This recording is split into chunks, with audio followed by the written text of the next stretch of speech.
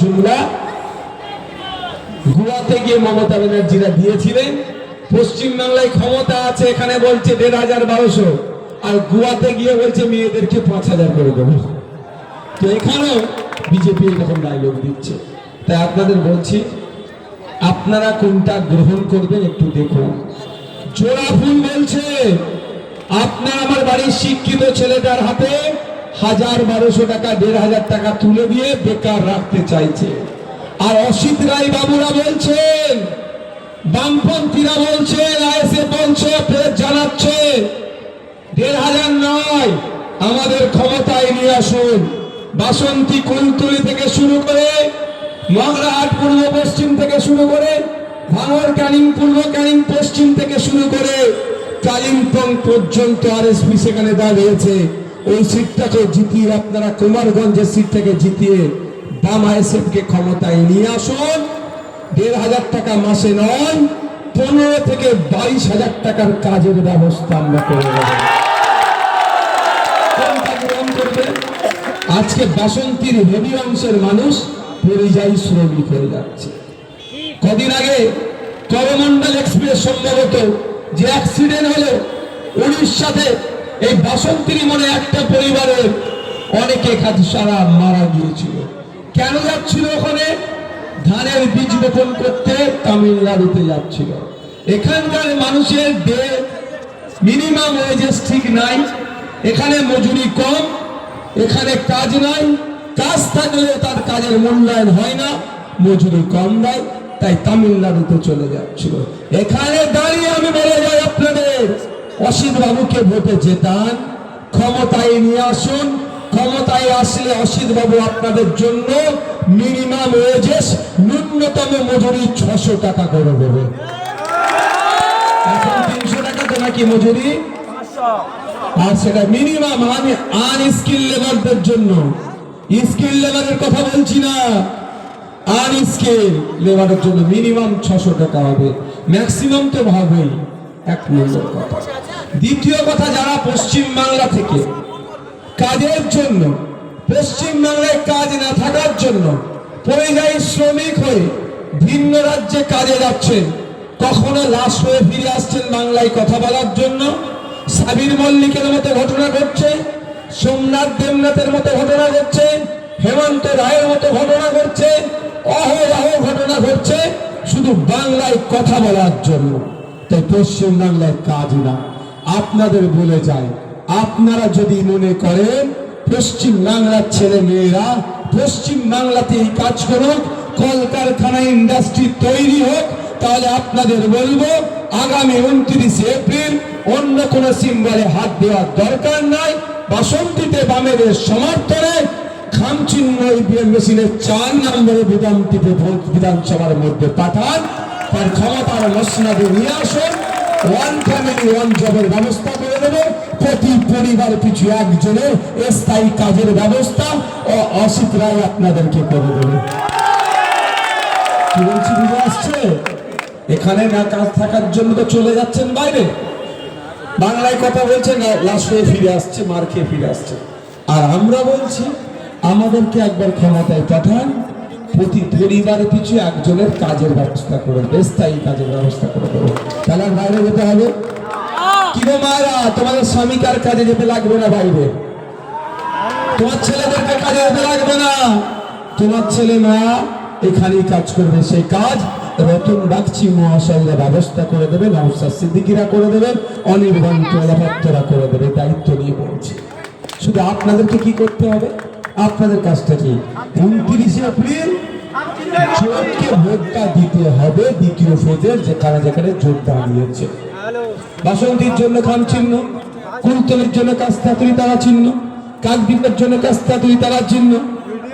যেখানে যেখানে বামেরা আইএসএফ দাঁড়িয়েছে তাদের কি করতে হবে? ভোটটা দিতে হবে। ভোট না দিলে ভাই আমি পারবো না, চিৎকার করতে পারে। আর একটা কথা, আমার শরীরটা আজকে ভালো নয়, মনটা খুব একটা ভালো লাগছে না, শরীরটা দুর্বল লাগছে। আর একটা কথা বলি, বাসন্তীর মানুষকে হেভি ট্রিটমেন্ট নিতে কোথায় যেতে হয়? কোথায়? কলকাতায় যেতে হয়। দক্ষিণ ২৪ পরগনার সুন্দরবনের মানুষকে হেভি ট্রিটমেন্ট ট্রিটমেন্ট নিতে গেলে কলকাতায় যেতে হচ্ছে।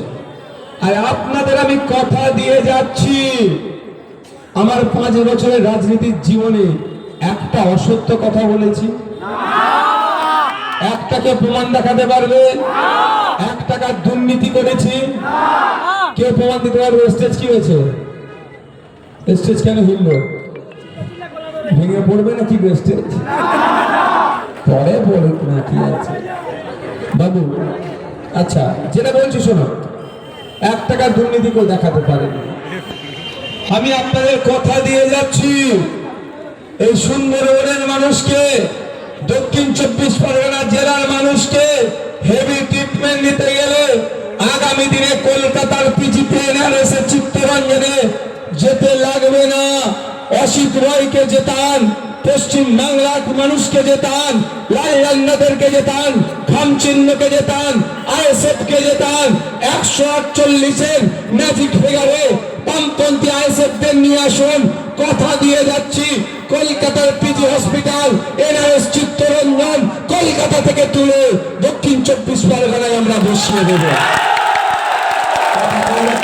হচ্ছে আমরা বসিয়ে দেবো, ক্ষমতায় শুধু একবার নিয়ে আসুন। সম্ভব? সম্ভব আছে ভাই। গত অর্থবর্ষে পশ্চিমবাংলার অর্থ বাজেট, সরি হেলথ বাজেট কত ছিল জানেন আপনারা? 25,000 কোটি টাকা। 10.5 কোটি মানুষের জন্য প্রায় 25,000 কোটি টাকা বরাদ্দ ছিল। কিন্তু বাসন্তী ব্লক হসপিটালে গেলে ডক্টর পাওয়া যায় না, ডক্টর থাকলে নার্স নাই, নার্স থাকলে ঔষধ নাই। আবার যদি এক্সরে করতে যায়, এক্সরে মেশিন খারাপ, এক্সরে মেশিন যদি ভালো থাকে টেকনিশিয়ান নাই, টেকনিশিয়ান থাকলে প্লেট নাই প্রিন্ট করার, প্লেট না যদি থাকে তো বলবে রিপোর্ট করার কাগজ না।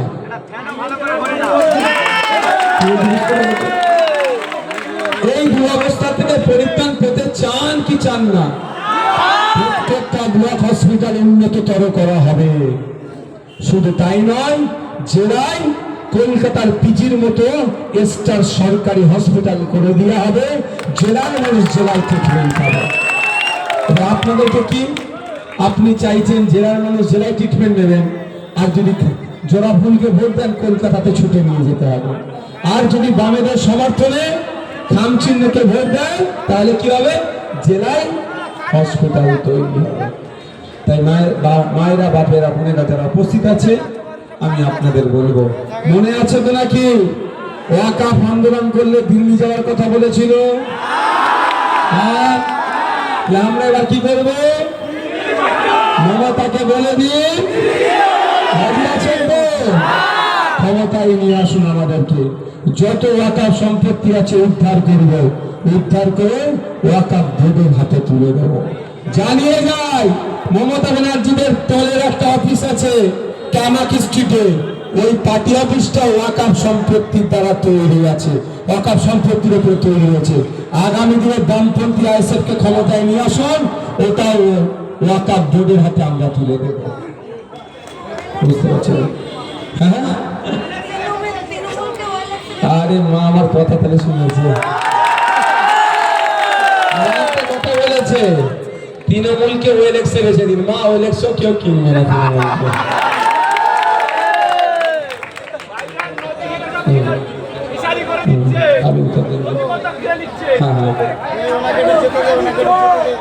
তো মায়েরা, বন্ধুরা, বাপেরা,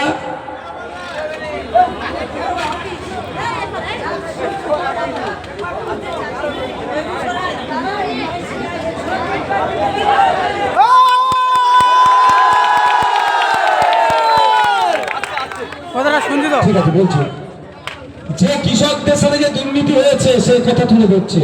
ক্ষমতায় নিয়ে আসুন, তদন্ত কমিশন বসিয়ে ওই 100 কোটি 150 কোটি যা আছে তদন্ত করবে, যারা যারা খেয়েছে সব আমরা ওষুধ করে আমার কৃষক টাকা দিয়ে দেব।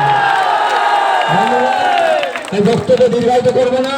ওয়াকাফ সম্পত্তি উদ্ধার করে যেমন ওয়াকাফ বোর্ডের হাতে তুলে দেবে, দেবত্ব সম্পত্তি তৃণমূলের আমলে চুরি হয়েছে সেগুলো উদ্ধার করে দেবদেবীর নামে মন্দিরের হাতে আমরা তুলে দেবো। তাই বন্ধুগণ, এবার ফ্ল্যাশটা অন করুন তো, ফ্ল্যাশটা অন করুন।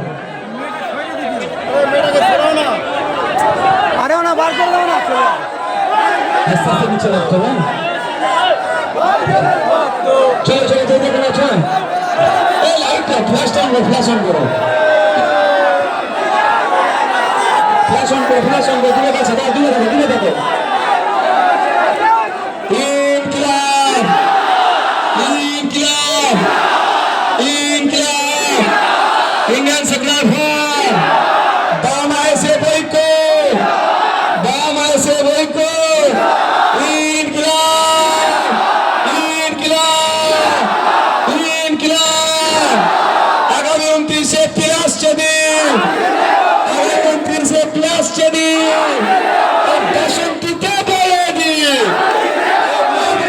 বলে দিন, কৃষকদের বলে দিন, শ্রমিকদের বলে দিন, শ্রমিকদের বলে দিন, মা বোনদের বলে দিন,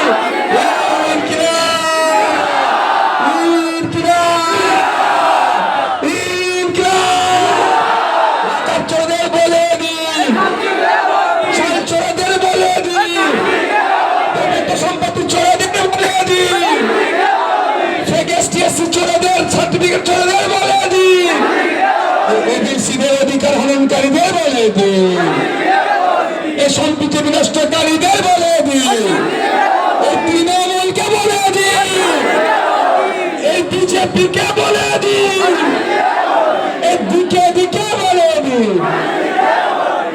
ইনকিলাব।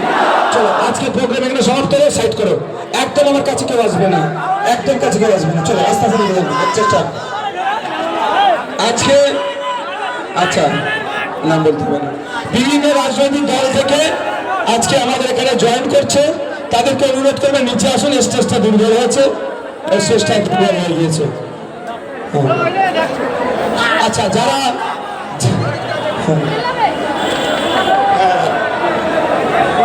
আমি আমি যারা করবে নিচে চলে আসো, নিচে চলে আসো, নিচে চলে আসো।